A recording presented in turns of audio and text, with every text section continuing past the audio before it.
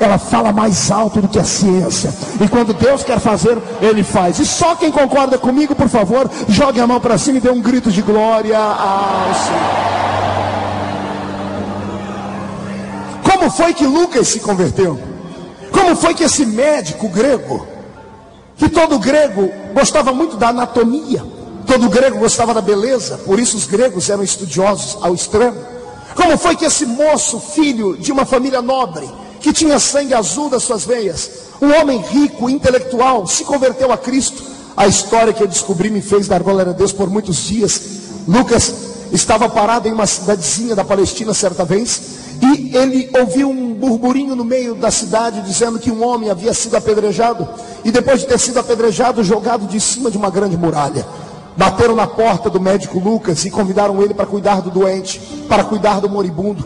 E quando Lucas chega na casa de um homem abastado da cidade e entra pelo quarto, encontra combalido, deitado em uma cama, um homem de 1,5 metro, com uma cabeça agigantada, calvo. Há quem diga que ele era meio caolho, outros dizem que ele tinha problema na sua coluna. Eis aí o modelo fotográfico de Jesus de Nazaré. Eis aí o homem que Deus usaria para calar a boca do diabo e abrir a porta da salvação para todos nós que somos gentios na pessoa de Jesus Cristo, nosso Senhor. E a história, entre tantas lendas e fatos, dizem que quando Lucas olhou para aquele homem caído, deitado na cama, no estado de coma, Lucas olhou para ele e fez o seguinte comentário: seria esse homem um soldado? Porque só um soldado sai tão ferido de uma batalha, cheio de cicatrizes, cheio de feridas, suas feridas estão porulando, a sua cabeça está inchada. Esse homem parece que foi pisoteado por cavalos. E Lucas insiste em dizer: parece ele um soldado. E a história diz que dentro do quarto alguém diz: mas ele é um soldado. E Lucas olha para essa pessoa e diz: mas ele não tem tamanho de soldado, porque os pretorianos da guarda dos romanos são homens altos, de 1,70 m para cima. O seu corpo é avantajado, os seus bíceps são bem trabalhados. E esse homem tem no máximo 1,5 m de altura, uma cabeça gigantesca, uma barriguinha saliente, a perna é torta. E de que soldado é ele? De que exército pertence? Alguém lá dentro devia ser um crente pentecostal do reteté de Jesus. Foi logo dizendo: ele pertence à fileira dos soldados de Jesus Cristo de Nazaré, aquele que nunca perdeu uma batalha. Depois deste fato, a curiosidade aguçou o coração do cientista, porque todo cientista vive da dúvida, e sem dúvida não haveria ciência, e sem dúvida não haveria as questões, e sem dúvida não haveriam os questionamentos e as perguntas. E agora Lucas, cuidando do doente, tinha que de vez em quando parar o tratamento para receber visitas. Paulo era muito querido, vinham pessoas de todos os lados para vê-lo. E eu imagino Lucas cuidando do doente e entrando um crente da igreja de Corinto lá dentro e perguntando: doutor, vai demorar muito para ele sarar? E o médico dizendo: por quê? Não é porque ele começou um sermão na nossa igreja e ele tem que voltar lá para terminar. Ele falou que aquilo que o olho não viu, o coração não sentiu, aquilo que a boca não falou, então são coisas que Deus ainda tem para revelar a nós. Doutor, o senhor não sabe que homem é esse? Um dia ele falou para nós que conhecia um homem que, se no corpo não sabia dizer, se fora do corpo não sabia dizer, que tinha ido ao terceiro céu e visto coisas inefáveis que não era lícito aos homens falar. Essas palavras foram entrando no coração do médico, e o médico foi criando curiosidade para saber acerca da fé que este homem professava. De repente, dentro daquele quarto entra um crente da igreja de Tessalônica, e o crente da igreja de Tessalônica perguntando: doutor, vai demorar muito para esse homem voltar a viver direito? Vai demorar muito? E o médico dizendo: por quê? Porque ele começou uma matéria na nossa igreja e a gente não vê dele lá para dar o 2º capítulo. E que matéria foi que ele ensinou? Ele ensinou para nós escatologia. E o que é escatologia? Ele diz que é a doutrina das últimas coisas. E o que foi que ele ensinou para vocês? E eu imagino o crente tirando do bolso um papel dizendo: a minha anotação diz assim, ó: ele diz que em breve o Deus dos céus, que agora está nos olhando, vai descer através das suas nuvens, e dada a palavra de ordem, o mesmo Senhor descerá do céu com alarido e voz de arcanjo. Os que morreram em Cristo ressuscitarão primeiro, depois nós, os que ficarmos vivos, seremos transformados e arrebatados seremos, e estaremos para sempre com o Senhor nos ares. Palavras como essas, testemunhos de pessoas que haviam recebido cura, fizeram com que o coração de Lucas se vertesse para ouvir o que aquele homem teria para dizer caso ele voltasse à vida, porque ele estava entre a vida e a morte. Dias mais tarde, Paulo abre os seus olhos volta do estado de coma, senta naquela cama, na maca, e olha para o médico e diz: onde estou? Eu imagino Lucas dizendo: bem-vindo ao mundo dos vivos, eu sou Lucas. Ou como diz a história a princípio: meu nome é Lúcio, e eu estou aqui para cuidar de você, sou grego, estou sendo pago pela família que está te hospedando, e você está nessa situação há muito tempo, e eu vim aqui para cuidar de você.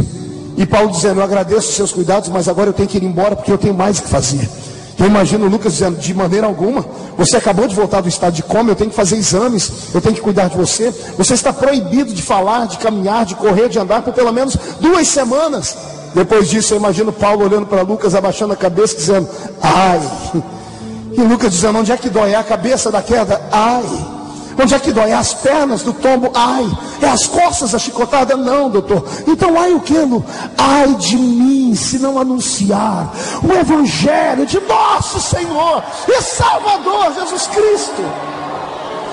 Paulo era apaixonado pela pregação do evangelho. E todo homem apaixonado, ele faz com que as pessoas que estão ao redor dele se apaixonem também.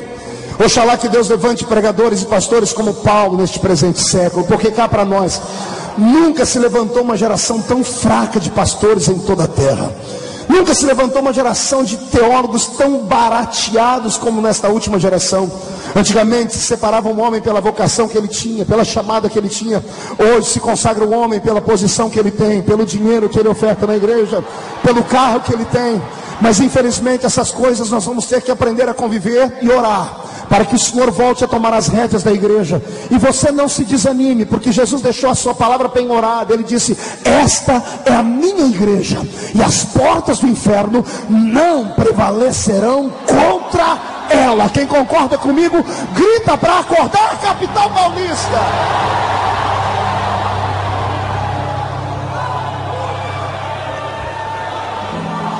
Paulo convida Lucas para caminhar com ele, e Lucas se dispõe a cuidar dele nas viagens, mas não se envolve com o evangelho.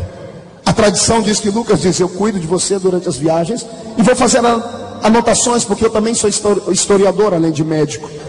Eu vou vendo a sua fé, vou vendo a sua maneira de cultuar e vou escrevendo. E se me perguntarem se eu sou da sua igreja, eu digo que não, ok? Eu imagino Paulo dando um sorriso assim: tudo bem, só tem um problema. O quê? É difícil andar do meu lado e não pegar aquilo que está em mim. É difícil caminhar ao lado de um crente verdadeiro e não acabar sendo crente igual a ele. Aliás, nós temos exemplos disso no culto, não é? Não tem nada pior do que você vir para uma reunião como essa, cheio de Deus, com a vontade de adorar, e sentar perto de um lado de um crente que parece um iceberg humano. Não tem nada pior do que você sentar perto de um crente que não abre a boca nem para respirar. Eu acho que você errou de igreja. Isso aqui é uma igreja pentecostal, querido. Pastor Levi, não tem nada pior para um pregador ou para qualquer membro de igreja que vem buscar um milagre e sentar perto daquelas pessoas que o olhar delas fulmina a gente.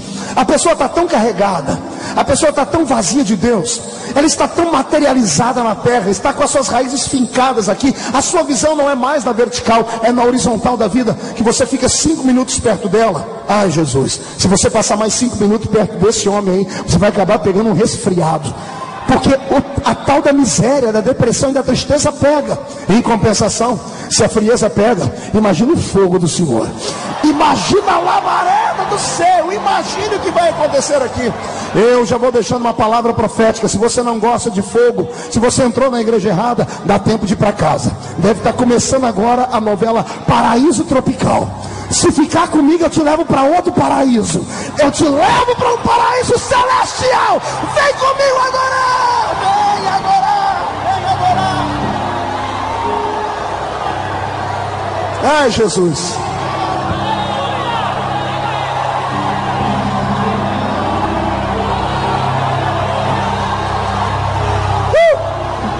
É hoje.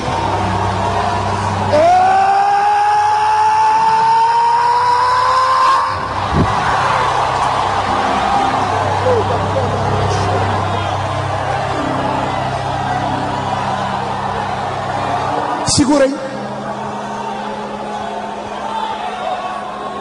Lá vai Lucas andar do lado de Paulo. Na primeira viagem não prestou. Paulo entrou numa cidade chamada Troas. Diga para o seu irmão: Troas. Não, fale Troas com voz de trovão. Troas. Diga: Troas. Paulo entrou na cidade de Troas, marcaram uma reunião há muito tempo